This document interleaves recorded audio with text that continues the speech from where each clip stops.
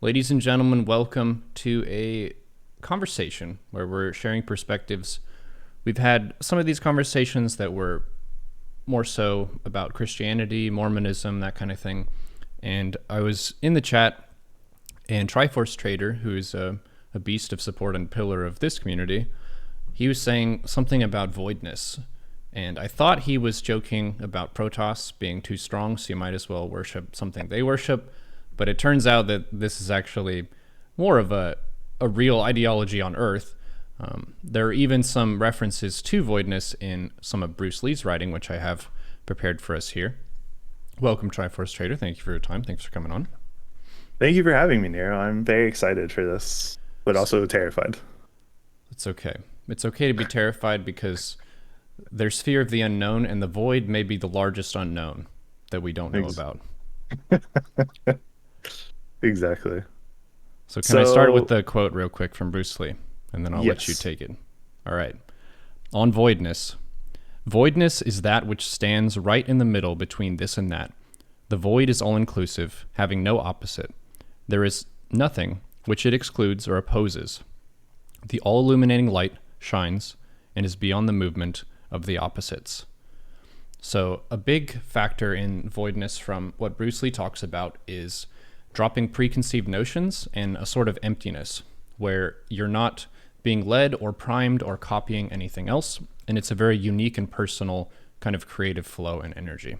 So what is voidness to you, and why do you want to talk about this? Yeah, so I actually prepared like a whole thing.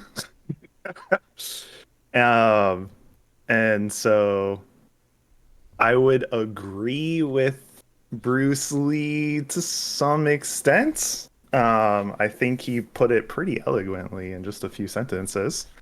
So maybe all of the things I'm about to say is just beating a dead horse. So, but we'll see. So first off, if you guys don't know who I am, my name is Matthew Owens, and today I will be talking to you about the doctrine of emptiness or the void. Now, I know Nero has had many people who have come to the show to argue their beliefs, but in my humble opinion, after listening to these people, I generally get a sense of passion mixed with the overtones of trying to be correct. And for me, I come to you in a different spirit. I'm not here to tell you what to think, how to think, or what to believe. I come to you as basically a philosophical entertainer. When I talk to people about these types of subject matters, it is for the entertainment, like playing a video game. I am not serious, but I am being sincere. As a side note, though, if you don't understand where Buddhism came from and its central tenets, this conversation may not make sense to you. I will do my best to fill the potholes along the way. I will be looking at the chat and to see if there are any questions that arise. I may stop, and of course, Nero, you may jump in and say, "Whoa, got a question," and we can discuss it there. And understand though that I am not an expert in this matter, and I may get some things wrong. As always, take these ideas and research them for yourself. And the resources for this topic about the void come from many different books, such as Lao Tzu, Confucius, Nihilism, the Heart Sutra, Hinduism, and Buddhism. After all, the void idea comes to us from Buddhism. Now let's dive into the heart of the matter, voidness. What is this idea? So I'm going to start off with kind of like a horrible imagery and kind of work our way through it, okay? So imagine that when you are born, you were pushed off a cliff. As you are falling for years and years, you look around and you see something you think will save you from the inevitable smack onto the ground. So you cling to it. Then that particular thing that you have clung to turns out not to be the thing you want to cling to anymore. So you find something better to cling to, and you keep going back and forth, playing this game with yourself of maybe, just maybe, you can cheat death and won't have to hit the ground, or maybe perhaps not as hard. This game of clinging comes in all kinds of forms: religion, one upmanship, debate, science, mathematics. Yet instead of viewing these things as games, people take them very seriously, pretending that the end isn't coming. They don't understand the difference between playing a game and believing in a game. Thus, to understand voidness, one's mind must be awakened to this idea that there is a difference between believing in the game and just playing a game. And once that idea roots itself, one can realize that there is nothing to cling to for any real serious reason. So why struggle so much? This ideological principle can come at a cost, though. It either makes people feel liberated or depressed. But after this idea inhabits one's mind, one can never unsee it. And thus, one starts to approach every situation in life with the mentality of, what game do I want to play today? Think about a situation where someone cuts you off in traffic, and your first reaction would typically be to yell, but instead, you understand that that person is playing their own game and you don't have to play. This idea can be extended further when you start to think about life in a much broader sense. For example, you realize that black implies white, other implies self, and thus anything considered as a separate event is just a way of talking. The polarization game is a game about relationships. For example, many people argue with each other about religion, but the truth is that they both don't realize that without the other person's point of view, they wouldn't know what they mean. So don't argue. Thank them for existing because you would not be you without them. That is a tough pill to swallow. This game theory principle about everything and how everything is connected is central to understanding the void theory. Unfortunately, most people only play a particular game in life, which we can call the witness or the watcher or the Oz effect. The witness anthology is the idea of identifying yourself with some stable entity that sits and watches the world go by. You feel that behind the stream of your thoughts, feelings, and experiences, there is something that is the thinker, the feeler, and the experiencer. Instead of realizing they are all you, and you are the one, and you are the one with the world around you. Keep in mind, you didn't come into this world, you came out of it. That's a whole different thought process. Can I The pause watcher, for 1 second and okay, clarify a couple things? yep. So you mentioned the end, which to me that jumped out as mortality for one. So the person's mortality is an end that a lot of people are trying to navigate around. You want to have maybe heaven, or you want to have some way where you cheat death and you get to continue existing. And a lot of different belief systems and ideologies have that as one of the perks, basically, of if you subscribe to this ideology, if you're committed to it, then you can avoid death. And then the other end that jumps out at me would be on the cosmic scale of, based on what science and cosmology has to say, there was the Big Bang, kaboom, everything is kind of expanding outward, and then it will end in a sort of heat death where everything has accelerated so far away from each other that there's no room for heat or life anymore. So that would be another one of kind of the depressing inevitabilities and ends. Would you say that's what you meant by the end, or something else? Yeah, basically that you're going to die, essentially. That's like the central idea. Like one of the tenets of the void is to kind of put that in the forefront to give your life some level of meaning, basically. It's used as a tool, essentially.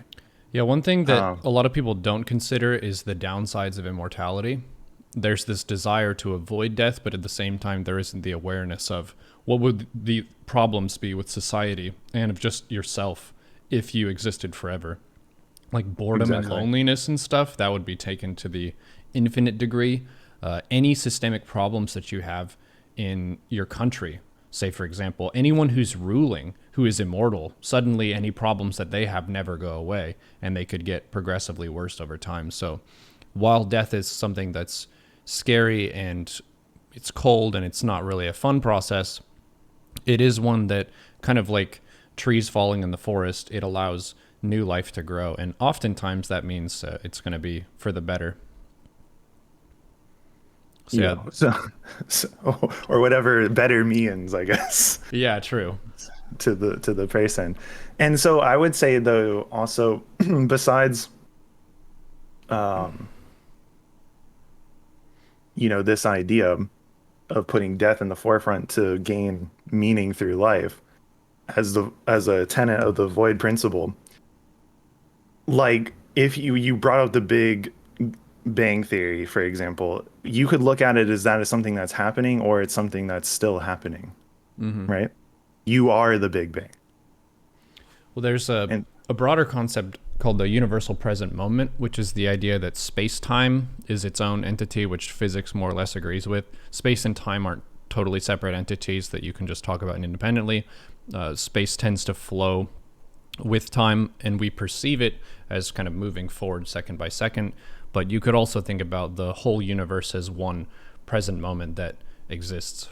So that's a bit of a different way of framing it, but it links everything together in a fairly beautiful and poetic way. yeah, exactly. Um, yeah, so as I'm trying to, I don't really know how to keep going with what I was saying because but so getting back to the point that I'm trying to make here with this is that uh, people basically set up an illusion for themselves that I like to call the watcher effect. And so the watcher illusion, instead of seeing themselves as part of the world, they seem to create an illusion that they exist outside of the world, right? And so I think the watcher illusion is like hypnotic for many reasons, and I think it differs from person to person, but it generally occurs in people out of anxiety because human beings seek out continuity as we fall because it gives the illusion of control, which is a powerful idea, I think, to cling to. Control and independence we desire very greatly. And yeah, I've noticed that a lot where it's not really in people's present awareness most of the time, like how important it is that you are on Earth because it has air that you can breathe that the plants made and light that the sun is providing and civilization that other people have built up for you, and how that you're capitalizing on all of that as part of your environment. And if all of that's taken away, you're just on a rock in space and you die within seconds. So that lack of awareness, I think, is one of the most like common things just for your standard modern person. We're in the information age and we have all these amazing tools and devices at our disposal, and we have all this knowledge of history and philosophy that many people have toiled to create. And then we just kind of, I don't know, we take all of that for granted and then just continue to take stabs at each other. Exactly. And so to kind of dismantle this idea about yourself or the watcher idea, um, so like this sense of like a separate person or being, a thinker of the thoughts, is an abstraction we create out of memory. And so we think of the self or the ego rather as a repository of memories, a kind of safety deposit box or filing cabinet place where all of our experiences are stored. But that's not a very good idea. It's more that memory is dynamic. It's a repetition of rhythms, and these rhythms are all part of a parcel of the ongoing flow of the present experience. So the question to dismantle this idea that you are a separate person would be, how do you distinguish between a memory and something known in the moment? And so, if you can accept that you cannot distinguish yourself from the world and it's all you can no longer clutch to this sense of a separate self. And to wrap everything up that I just basically said, kind of in a bullet point format, is to understand the void. You must understand that one, everything is in flux. Two, you are the universe and you are created at every moment. And although you know you will hit the ground dead on arrival at the end of your life, you don't take it too seriously anymore. You come to realize that the point of life is to be. and that everything outside of that is just you playing a far out game. But one day, the game will end. And thus, given these understandings, the void is essentially what we would call the doctrine of change and actually not the doctrine of emptiness. That's interesting. And I can go through like the history of it, of how it got to that place. Um, There's one concept that comes to mind since we were talking about the individual's connection to their environment, to society, to ideas that other people have had.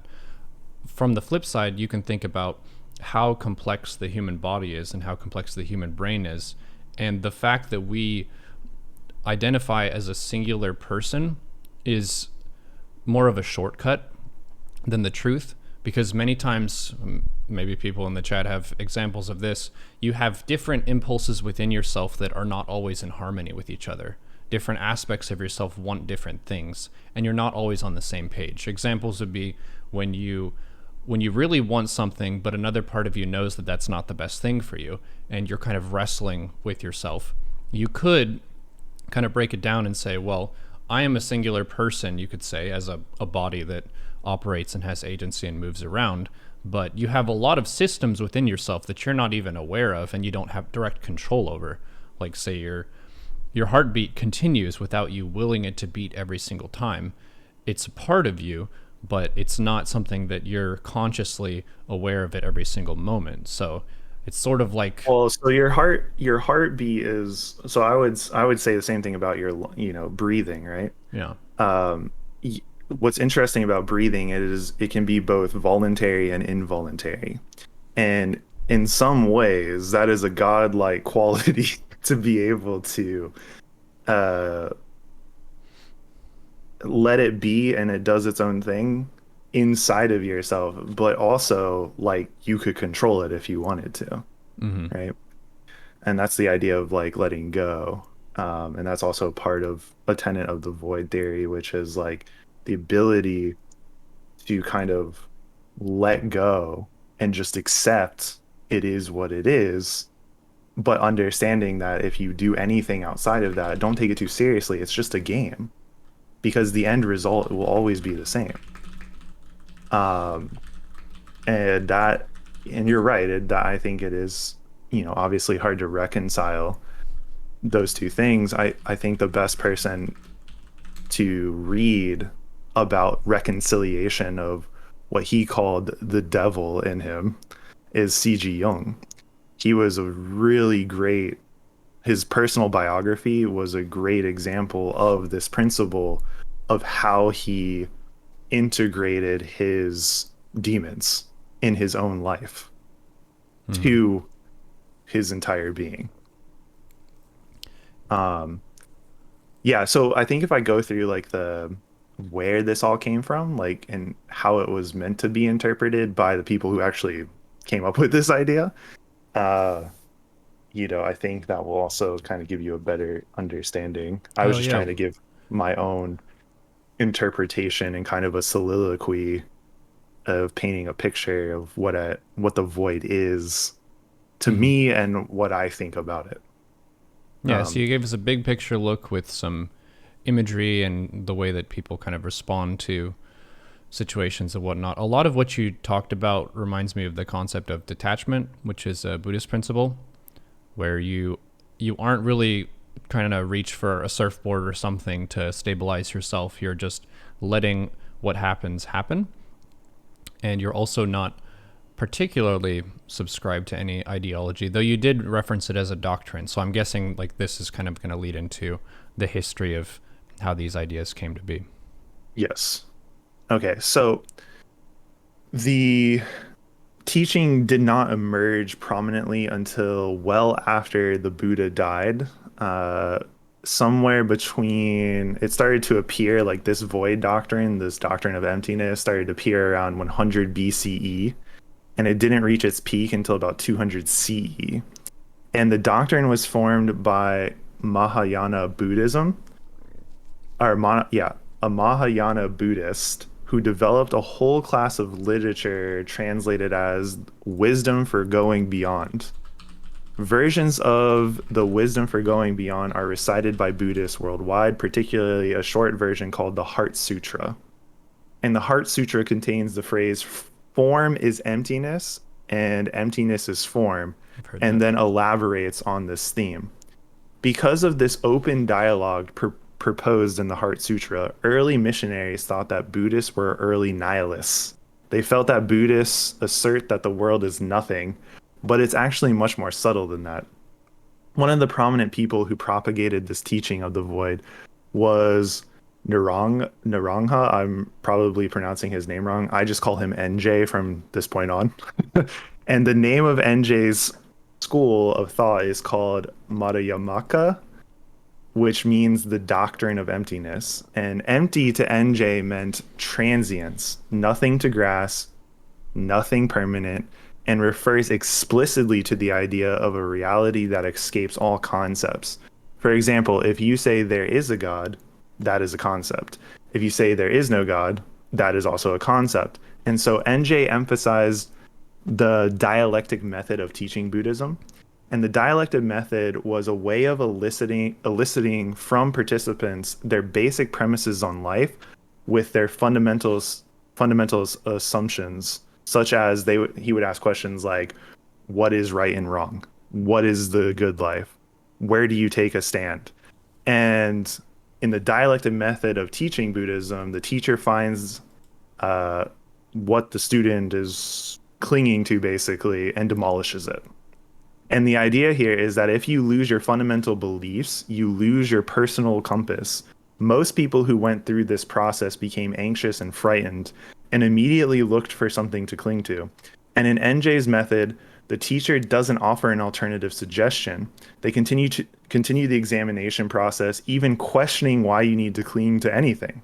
Now, this is kept up for over some period of time. And the only thing that generally keeps any student who goes through this process from going out of their mind is the teacher's presence, who seems to be perfectly happy. And so when students have finally been stripped away from all of their ideas about the world through this process and realize the void, they seem to report being liberated. However, when you ask them, how do you feel about this? They can't really put a finger on it. They just say, I feel finally I've been relieved of whatever they were dealing with. And a modern day depiction of this actually happens in the movie V for Vendetta. I'm not sure if you guys have ever seen that movie, but it's when V basically captures Evie and puts her in a prison cell and takes everything away from her. And yet she still doesn't give in and she's ready to die. She has no more conflictions in herself. Mm-hmm. NJ also continued to teach that you must void the void. That is, you must not cling to the void. Thus, according to NJ, the void of non-void is the greatest possible state of mind in this particular type of Buddhism. Remember though that all that has been voided and all that has been denied are those concepts in which one has attempted to pin down what is real. Zen teaches that you cannot nail a pig into the sky. So to be someone of the void means you do not depend on anything. NJ's methods abolishes anxiety because you discover that no amount of anxiety makes any difference to anything that's going to happen. It doesn't matter what you do, you're going to die. So don't put that off in the back of your mind as something to consider later. It's the most important thing to consider right now because it enables you to let go. Thus, Buddhist imagery of the void is often symbolized by a mirror. A mirror has no color to it. It merely reflects all colors that appear in it. Huang, who was the sixth patriarch of Zen, went as far to say that the void is like space. This is a very paradoxical statement because it leads into a nice little wrap up of the void and its general flavor. If the void is like space, according to Human, then that means it contains everything: mountains, oceans, stars, good people, bad people, plants, animals, etc. Thus, what human organ contains these categories? Your mind. So it's not a far stretch to say that your mind is space. It's difficult for us to see that because we think we're in space and that we look out at it. All space, all types of space, visual, dimensional, audible, temporal, musical, tangible, are the mind. They're dimensions of consciousness. And so the great space that every one of us apprehends from a slightly different point of view in which the universe moves is the mind. So the mind is represented as a mirror because the mirror has no color in it, yet it's able to receive all different colors. 13th century Christian mystic Meister Eckhart said, "In order to see color, my eye has to be free from color." In the same way, in order to see, hear, think, and feel, you have to have an empty head. The reason why you're not aware of your brain cells is that they are void. And for that reason, you are able to experience. And so this is the main central idea for Mahayana Buddhism, where the void is comes from.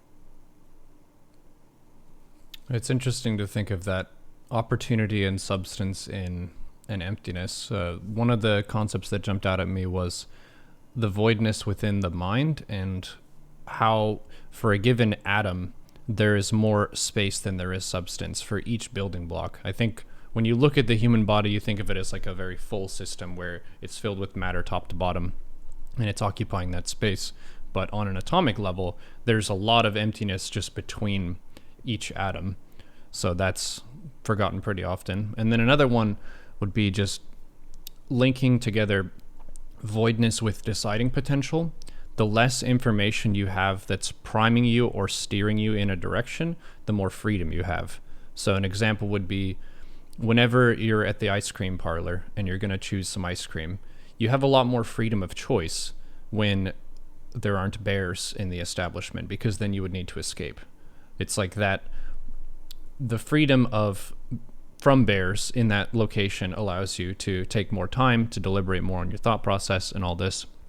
So being aware of the different bears and threats and things that are like occupying mental space for yourself, and being able to set those aside and kind of let your own creative flow lead you in whatever direction you want to go in. I was able to do this pretty effectively after I finished university. So I finished early and without debt. So I was like, well, I can just take a risk and try something different and weird. And I got to just think about, well, what would I want to do with my life now?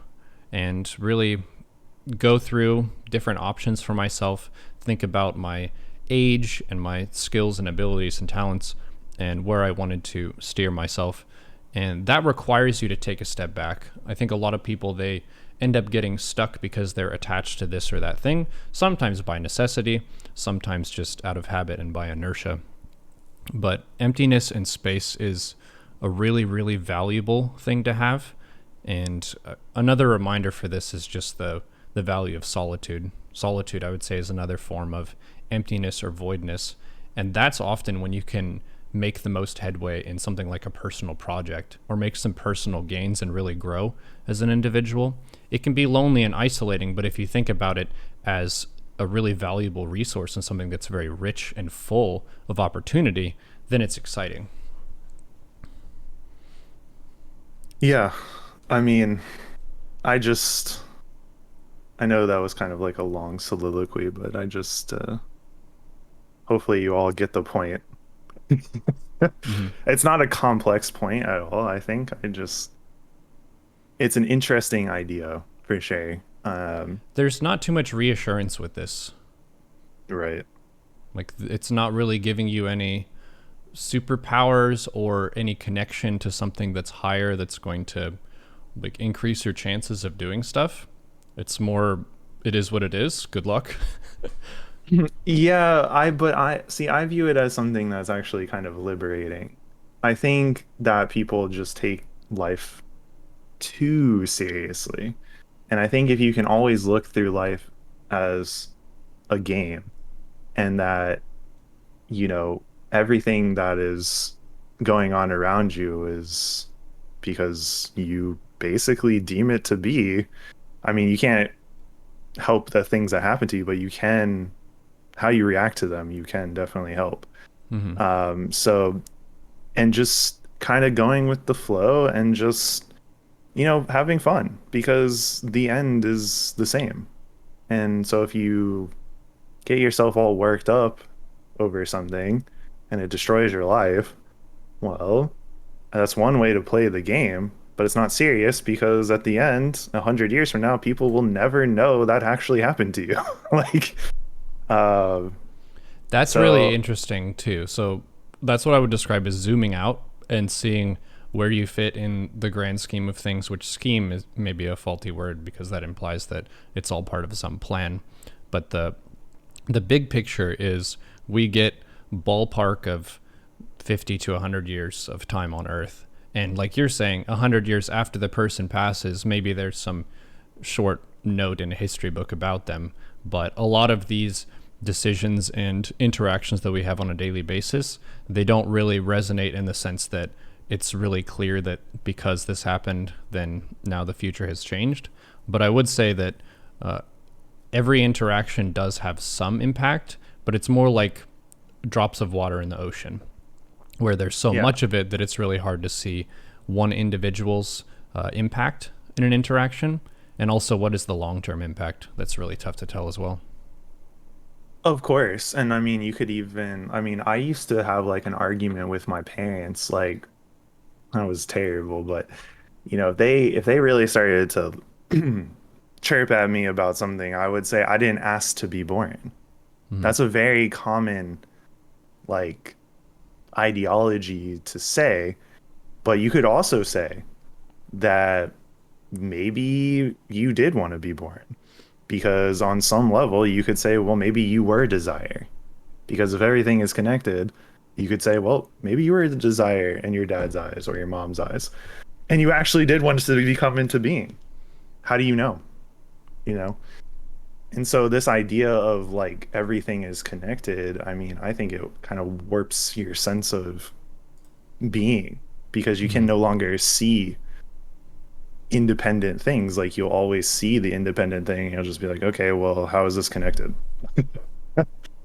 Like Mm-hmm. it shatters that illusion of, you're this creature that is so foreign to the world.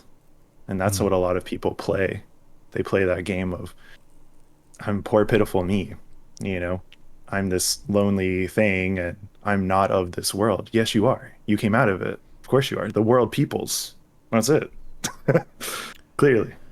Yeah, there's So, a really normal forgetting that to be a human being is kind of magnificent and awesome, and there's not really that gratitude of I get to be a human being. Like there was, unfortunately, as far as I can tell, there was no character creation screen for us where it's like, all right, what do I want to be? Eagle? I'll be a human. And then like, what do I want my attributes and all this stuff to be? You're kind of like just dealt a person, and you're the steward of that, and it does have some nature to it. You gave the mirror example. I would say that's like the ultimate in what someone might strive for with that ideology, perhaps. But a given individual is never going to be a perfect mirror of their experience. Like a human person, they have some cracks, they have some different like discoloration and all this. Like we have things that we carry, and we also have just some of our personal demeanor that's unique, I would say. Like we're not all the same exact blank slate. Some people wake up happy in the morning, some people wake up grumpy in the morning under the exact same circumstances, and we respond to stuff in slightly different ways. So you could say that maybe the mirror is being the most true to yourself and your own responses. yeah, I would agree. I think that I mean, I would say that self-reflection is probably the most important thing you can do, but it's just that I don't know. I just think people take things uh too seriously. And they're always trying to play different games with each other and it's just they they just they don't see it as a game. They take it in earnest. And I guess there's nothing wrong with that, but people just gotta relax, to be honest.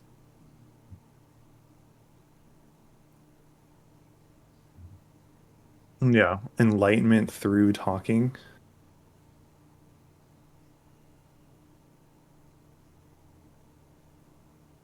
Well, so the void would also kind of go against the idea of the void is kind of I don't want to say it's like anti-enlightenment, but it's the idea that there is no such thing as the pure physical idea of enlightenment, right? Like enlightenment could just be everyday understanding that you are one with the world and that separation of yourself is just a game you want to play with yourself.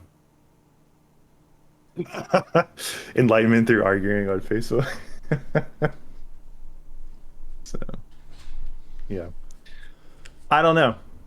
It's a complex idea. Hopefully, it's a complex, but it's also like a simple idea. Hopefully, you guys understand what I mean. If you don't understand what I mean, um, Can I share a psychology principle that I feel is related to this?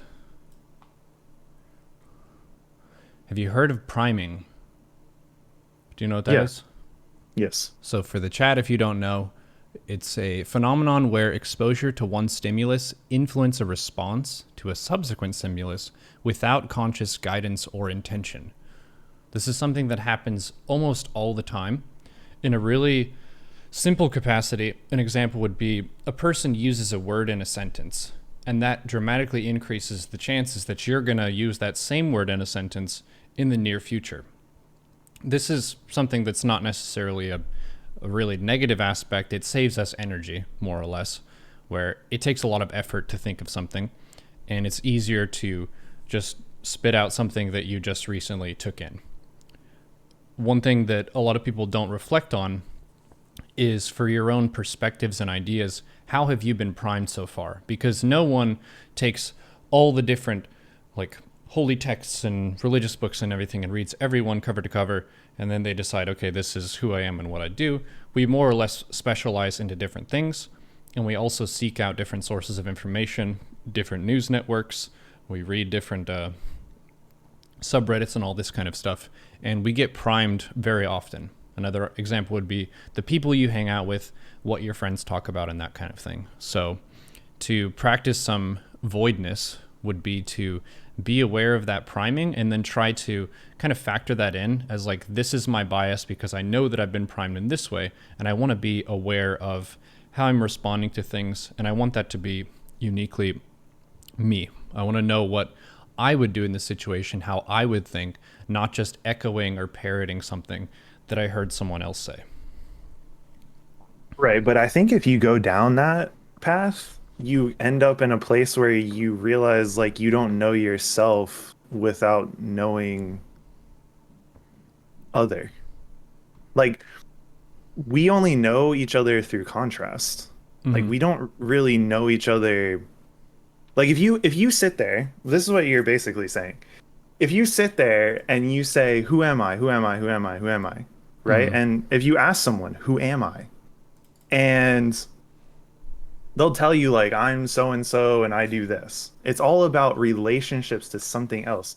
And when you think about what you like and you think about what you care about and you think about all the things that run through your head, it's always in relationship to other things.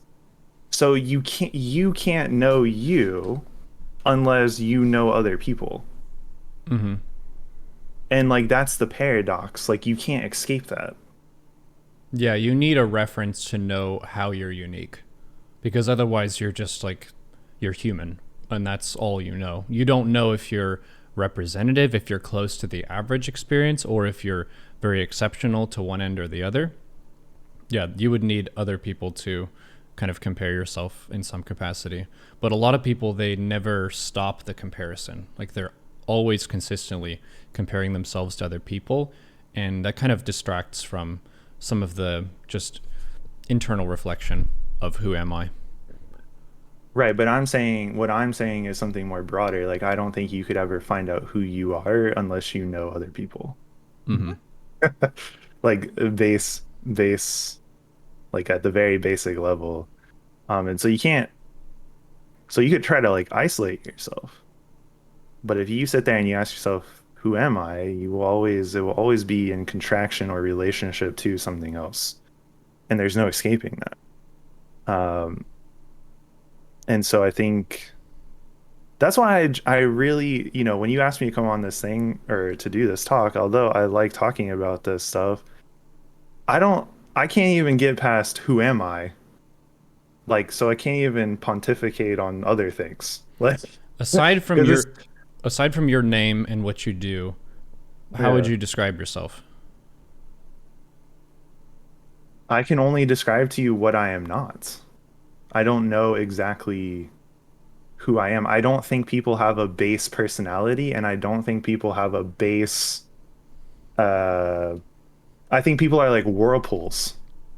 When I come to you and I see you, you're in the same place, but you're a whirlpool. Like you're transient. Like you're not who you are today, and what you say today is not gonna be the Nero of tomorrow. And then one day you will stop being a whirlpool and you'll just go back to the river because Right. you So won't that's exist.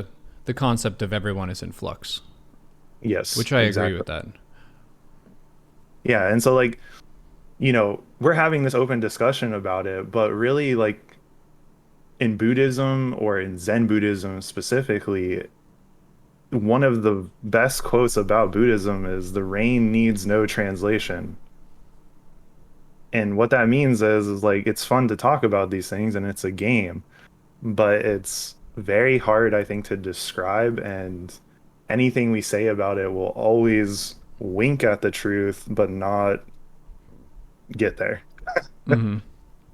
Um, So these things I love to talk about them, but when we talk about them, sometimes people take it to a level of like, oh, this is like a religion and or authority, and it's like, no, this is just an open dialogue and discussion. Well, it does It's like, tackle a lot of the aspects of how you think about your reality and your life's experience, which I would say is in a similar category. You're not proselytizing in the sense of you're recruiting for your Church of the Void, which if you did, you should have some cool outfits for sure. And practitioners in the Church of the Void, if they hone their skills 10 hours a day for 100 days, then they are able to turn invisible like Dark Templar.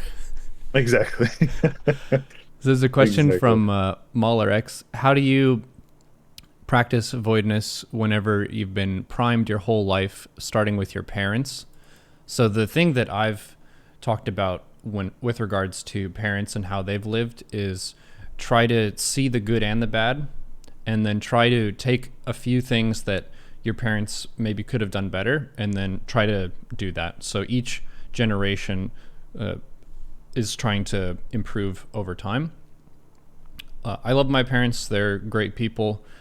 Just one kind of silly example, not to have like conversation be too heavy, would be my dad is very strong, but he doesn't stretch. So he's kind of stiff and he can't touch his toes now. So I would like to do something better than my parents and be a little bit more flexible as I age, because that does help with health and things like that. So you could also look at ideology, how they've responded to things and how they've taught you, and how should you communicate with other people. What did you learn from them that works well when it comes to communication and teaching, and what did you learn from them that you would prefer not to repeat, and then be mindful of that. So we take in a lot of influence from other people, and in that context you should be pretty careful about who you spend time with, because some people are going to be adding a lot of negativity and worries and anxiety to your life in not really a self-aware capacity, and not in a sustainable, like they're improving their situation. It's sort of like they can pull you into their vortex of venom and just like stress and darkness in a bad capacity, when oftentimes the best thing for you is to get away from bad situations. So you want to help other people, but at the same time, self-help is the strongest form of help, and it's the most long-term sustainable form. So you can't just like fix everything around you and just be this magical entity. You should also be doing work on yourself. There's a pretty common saying that being able to love someone else, you should first be able to love yourself. Self love and self knowledge, I think, have to go together, because to truly love yourself in a way that's not like narcissistic or self absorbed would be a keen awareness of who you are, like the body you've been dealt, the mind you've been dealt, the information that you've been given as a person. And what of that is good? What of that is bad?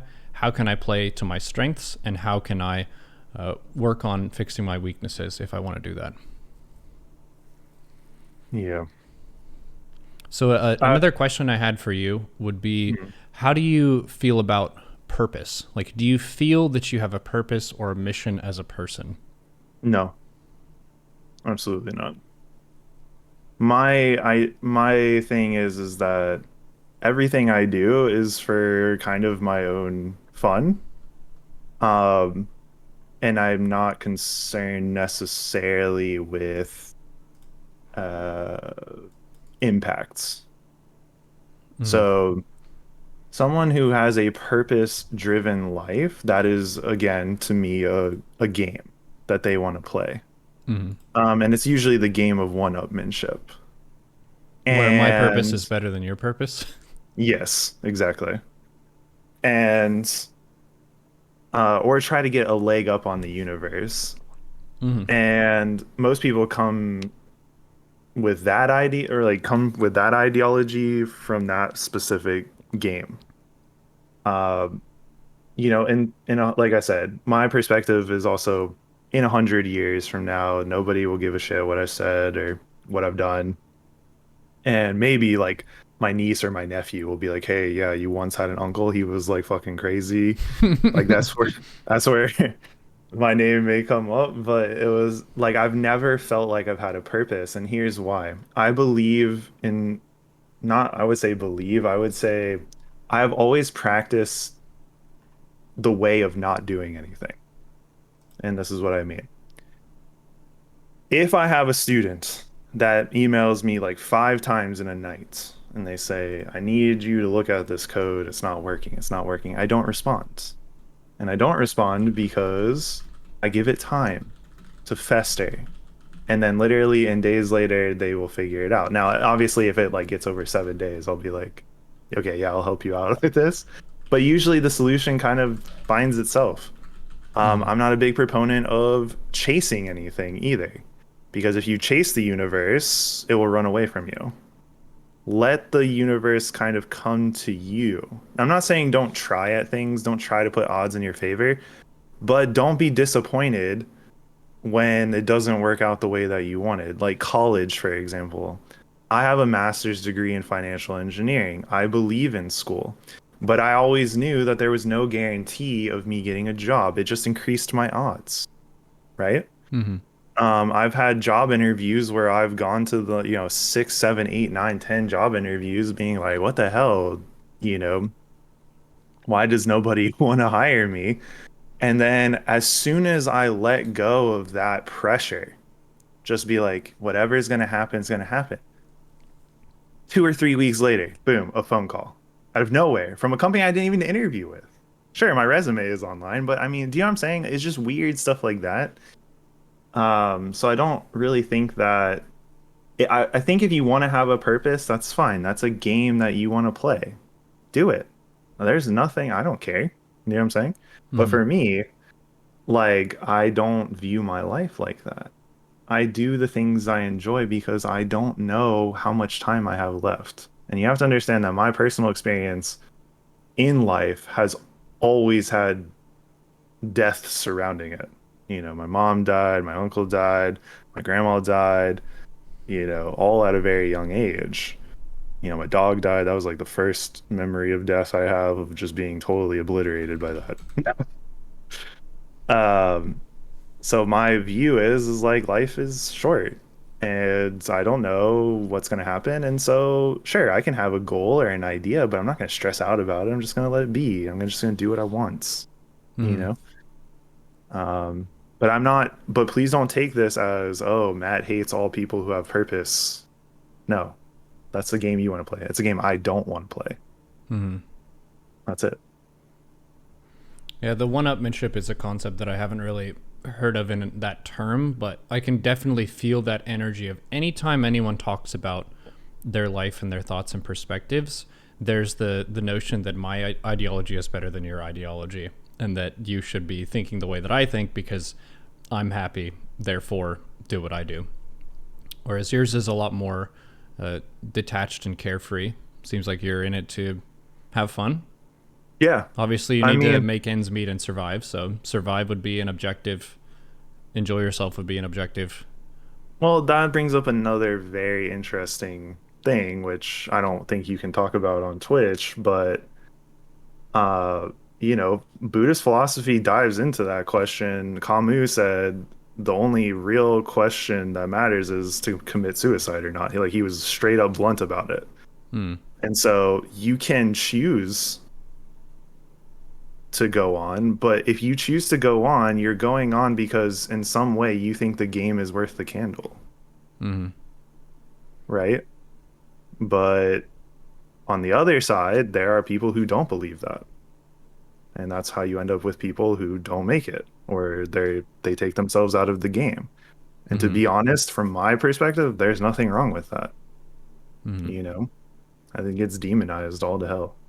But, I just yeah, for me, I think the game is worth the candle and I enjoy it and it's fun and there obviously sometimes I fucking hate it, but it's never to the point of like I don't want to go on, right? Hmm. Um but yeah, I think that's that's always the question. That's Demeanor really wise, are you generally a pretty happy person? oh yeah. I would say so. I mean I just like to chill. Like, I don't know if you've ever noticed about that about me after all of the years you've known me. It's like I'm pretty easygoing, happy-go-lucky, don't really care, deal with the problem when it comes, don't worry about it, you know? That and some people, like when I was younger, people used to think I was high. I've never smoked weed in my life. Hmm. And it was because of I was just kind of just like, whatever. It is what it is. Easy going. Yeah. That's good. Because It's refreshing to be around generally, I think, when someone isn't like tense and they're putting burdens on other people around them. They're just easy going, carefree. I don't give a crap. It's yeah, all and it's good. not You that do I you. don't Yeah, exactly. And it's not that I don't care about the person, but I think that the game that they want to play with their life, it's not up to me to like interject and change the game rules for them. You know what I'm Hmm. saying? Yeah. Like you can never like you can never change people. And there's like a whole thing about people trying to change other people through self-help, through all these things, telling them that there's something wrong with them. Hmm. Only when the game doesn't become worth the candle do people snap out of their illusions. They Hmm. will never wake up when you want them to wake up. They will only wake up when they're ready to wake up. Hmm. Do you know what I'm saying? So I think like that's most people don't live their life like this.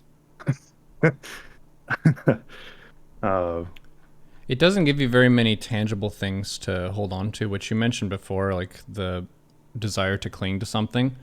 So, like you want to reach for something with this voidness of like, okay, now I need to do this, but it doesn't really give you much in that capacity, and that's kind of the whole point. right. So someone said, I feel like self-harm is unfair to the people who love you. Yes, you can, that is a valid emotion to feel, but on some level, if you had an alcoholic parent who is abusing you and you decide to stay, okay, because you want to help them, I mean, that's the game you've chosen to play. Like it all comes back to you. It puts so the void theory really puts things into perspective that you're not separate, you're not special, okay? But the onus always comes back to you. What do you want to do? Where are you going? What are your ideas? What game do you want to play? Um, and every game has its consequences. That's it. And there's no right game and there's no wrong game. Hmm. That's just a way of talking. And sometimes, when you have people that want to take over the world, well, we all decide, like, hey, that's not a game that we're cool with. And then that becomes an invective of trying to demolish that game. I was just about to bring that up of like any game is okay. It's like actually, well, if your game shits on other people's games to a sufficient degree, then they're gonna make that a crime. And then you Right. can't do that anymore. Of course. But the thing is like, that's what I mean by every game has consequences, right? That's what I mean by that. But I'm saying that the delineation between good and evil, right and wrong, these things, they're all just games. And like, it's a weird state of mind to exist in. But it's always how I've seen the world. I've never been able, so here's the thing about myself that I know for to be true, or at least somewhat true. I have always been able to see the interconnectedness of life. I've never been able to unsee that. I've been born with that, a veil sort of pierced, if you will. And it's what it has advantages, but it has extreme disadvantages of being able to think through problems in a logical manner because I can't unsee the opposite side while I'm seeing the thing that I'm seeing. Like that, it's what makes me a shitty StarCraft player. Like I can't focus because I have too many things going on at one time. Like it's like, well, there's this move and then there's like six other things I could possibly do because the game is complex and life game is complex. And so I've just learned to kind of just be like, well, it's either for fun or it's too difficult, you know? Like what do I want to be on? So enjoy it. So when you get to a crossroads in life, it seems like your attitude.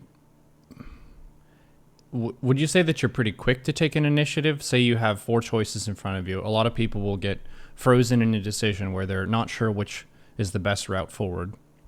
Would you say that you tend to deliberate in that space for a long time, or you kind of just pick one and wing it pretty fast? So I have game rules for this actually.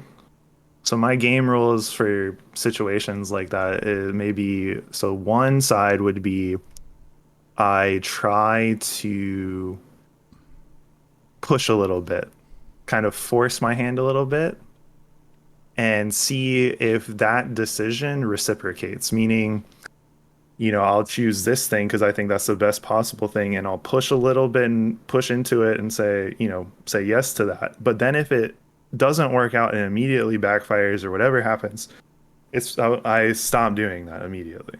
And then I kind of sit and I wait and I think. And then maybe someone says some weird shit in a conversation and it springs on to like, oh, maybe this is the best decision.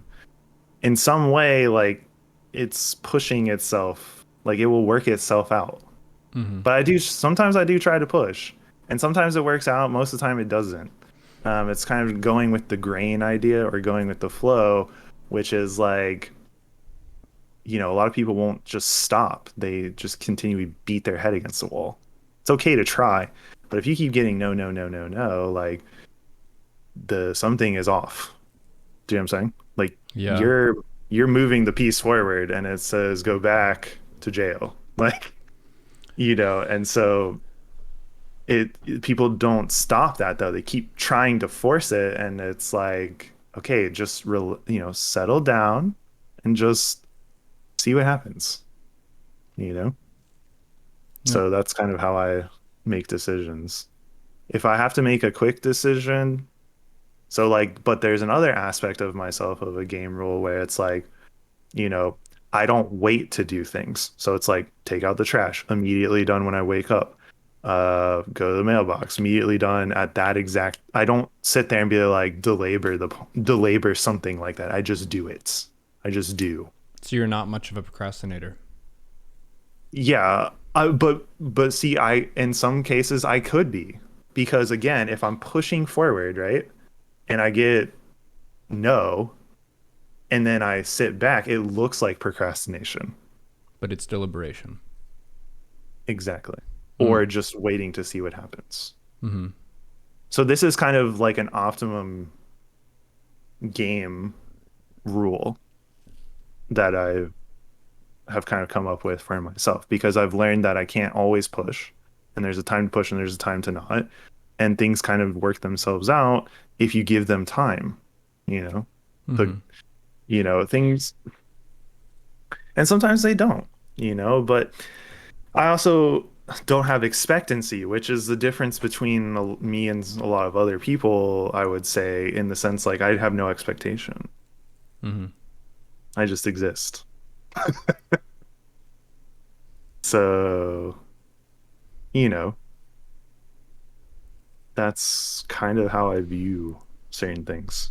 But it's all dependent, really, on the situation and the dynamics and what game do I want to play on myself. Because sometimes doing anything I do is wrong, right? And it has severe repercussions. So, So based on what you've said, I just thought of something in this like attitude of not really having some longer term purpose or goal or whatever, just being present and having your own rules for things. Put it on stream. This this guy is zen as fuck. Watching the sunrise or the sunset. Completely unperturbed. He's with yeah, it. exactly. And honestly, if you walked by my house, you would sometimes see me just staring out of a window. I'm pretty sure my neighbors think I'm like some kind of mentally ill patient, but there are times where I just like, I'll do this exact thing. Just complete contentness. Yeah, but that used to be super normal before the internet. Now it's weird because it's like, why is he looking out the window? In the past, before smartphones and TV and everything, that's what you would do. That's a place of information. A lot Yeah, of other animals do that too. like when I wake up in the morning, because we have this giant window downstairs, it's like, and the sun comes in, it's just sitting on the windowsill and just staring out at the trees. Mm-hmm. And there's not a freaking thought in my head, about anything. Mm-hmm. So, yeah. But at the end of it all, I can say whatever I want. I can say this is my optimum rules for different games that I like to play, but it's all for fun and it's not serious to me. Mm-hmm. And I have nothing against people who take their life seriously or earnest. I have nothing against people's religion. I have nothing against any of it. It's all a rich tapestry that defines me. Like if they didn't exist, I wouldn't know who I am. And so I can't get rid of them. And so let them be. Let Mm-hmm. them do their thing, you know? Uh, Creating space is something that I take an extra effort for on my Tuesdays because whenever you're browsing a bunch of stuff on the internet, you're addressing this and that, all these different tasks and stuff that you have that kind of clouds your mental space. And if I really want to perform as best I can, then I usually try to cut out as much external influence as possible. So that means not checking as much of my social media. I'm not perfect about this, by the way. So some days I'm lower energy and I'm not consistent, but being able to go out for a run, get away from everything. I don't have my phone, I don't have electronics. And lately I've been trying no music on my samurai run just to kind of be present in the moment. I can listen to the sounds of the environment and let that be what fills my experience instead of me putting something there that's going to fill that space. And it helps me be a lot more fresh and focus on what my goals are for that day and just let my body do some of the work, because a lot of the decisions that you make, they happen on an instinctual level, and you know that that's the best thing for yourself without necessarily needing to like pine over every single contingency case of what if this or that happens. You just feel like, okay, this is the way that we're going to go. And being able to get myself in that state of mind helps a lot for StarCraft, because many of those decisions, like you're saying, you could do one thing or you could do these 6 other things. I try to steer myself more in the direction of I just trust the first thing, and then if that ended up being wrong, then I'll go over that after, when I kind of reflect on the losses and the mistakes that I had made and that kind of thing. But that's a practice I would highly recommend to people to try out at some point, is just to take some time in your day, maybe not every day, but sometimes, to just go walk in a forest, go sit outside, go be away from all the different bells and whistles and noises and alerts and everything, and just see where your mind takes you, and what you need to process. Because a lot of times people, they're carrying a bunch of this stress and anxiety because they never give themselves the time to let that unfold and unpack, and for them to really assess where they are and what they're doing in life. Yeah. I completely agree. I just you know, inner peace, all of those things that these people try to sell people on, it all comes from within. And someone's inner peace is not going to be your inner peace. Mm-hmm. And like that's a thing that I think people forget. People are always searching for like the next thing, or they're looking up to the sky. Mm-hmm. And really, it all it's all there for them. It's all inside of them and Mm-hmm. outside of them. They don't have to do anything special. But again, people like to play games, so let them play. Can't really do much about it. Nice. That seems like Yeah. a reasonable wrap up point if you want to call it on the voidness. Yeah. So, yeah, I don't know if this was helpful, and maybe I talked myself into a corner, and maybe people think like, "Oh my God, what the hell is this dude talking about?" But hopefully you have some idea about what the void is. I found it refreshing because the conversations that we've had so far on spirituality were pretty heavily anchored in Abrahamic religions, and that has a lot of stuff in the framework that many people are familiar with. And this is further from that, more Eastern philosophy with Buddhism, the Tao, and what have you. And it's definitely weirder because there's less structure that I would say is intuitive to how we tend to think about things. People want to put stuff into clear bins and categories. And what you're saying is there are no categories. Have fun. Exactly. Yeah. And okay, so Eastern philosophy in general never used to have doctrines like written down. Everything was done in a verbal sense because the underlying belief was like, hey, like this doesn't mean anything. Like it's not serious. Do you know what I'm saying? Mm. Only in recent times has everything kind of been written down. Um, so the idea was never to encapsulate or rule humans, right? The idea was to set them free, which Mm-hmm. is a completely different kind of ideology from, I would say, you know, what most of the things that are taught. Because if you look at the Bible, and I used to be a devout Christian for a long time. If you look at the Bible, for example, it's set up in a monarchical I don't even know what I'm trying to say. A monarchy kind of Monarchical. way. Yeah, monarchical way where the boss is at the top, and Mm. everything is structured underneath them. And if you look at like Buddhism or Hinduism, There is you no know, king in Buddhism. exactly, Yeah. exactly. There's just a dude that's like, why are you suffering? Live your life. Have fun. Mm. So, yeah. I I find it interesting in the United States that we, as citizens of a republic, have a core belief system of at least over 50% of the people that is like a monarchy. Mm-hmm. Like those two things are very different from each other. In a way, it removes a lot of responsibility when you have an authority telling you what to do or how to think, and that ends up saving people energy. And sometimes they want to take that trade. So to use your description, they would prefer to play a game that doesn't put as much of the onus on their purpose and direction and goals in life.